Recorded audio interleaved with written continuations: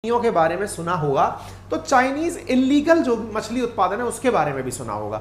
मछली का पकड़ना, इनकी खबरें अक्सर मार्केट में आती रहती हैं। अब ये तो हम नहीं कह सकते कि ये दक्षिण अफ्रीका से इलीगल फिशिंग कर कर आ रहा होगा, लेकिन खबर ये आई कि ये मछली पकड़ने गया हुआ था और वहां से मछली लेकर इंडियन ओशन से होकर के स्ट्रेट ऑफ मलक्का के बाद साउथ चाइना सी और दक्षिण कोरिया के बुसान शहर जा रहा था।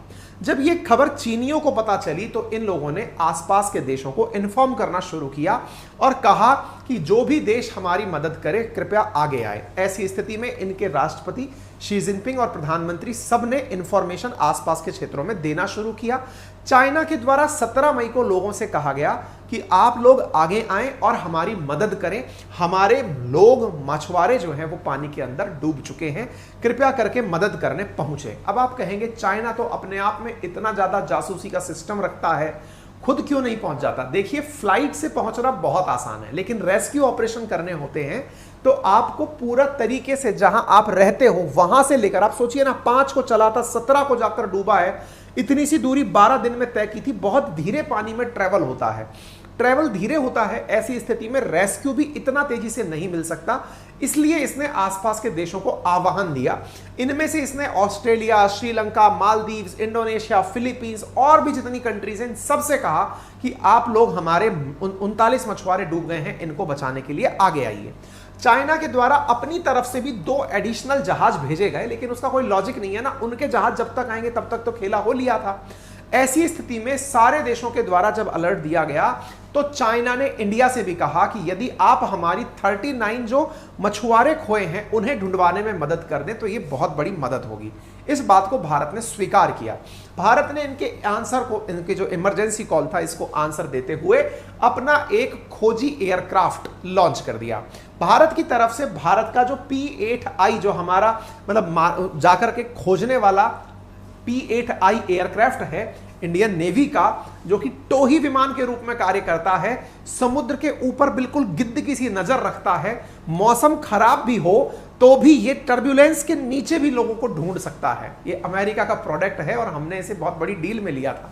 ये वो प्रोडक्ट है असल में जो हमने चीन पर निगरानी रखने के लिए लिया था, लेकिन चीन के लोगों को बचाने के काम में आ गया। कहा ना मैंने, तुर्की के साथ भले ही हमारी कितनी भी दुश्मनी हो, लेकिन जैसे ही वहां पर भूकंप आया, इंडिया ह्यूमैनिटेरियन असिस्टेंस देने पहुंच गया।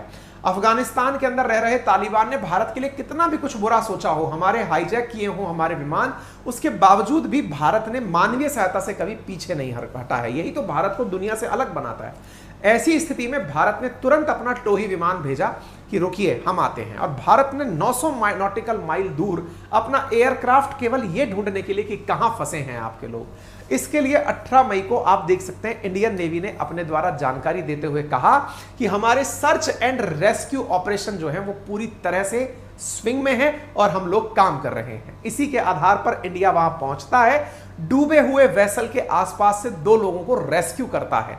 आप इधर देख सकते हैं, ये वही P-8 है जिसे हम लोगों के द्वारा डिप्लॉय किया गया था जब डोकलाम फेस ऑफ चल रहा था चीन के खिलाफ। आज ये इंडियन ओशन में जाकर के चीनियों की मदद करने पहुंचा है।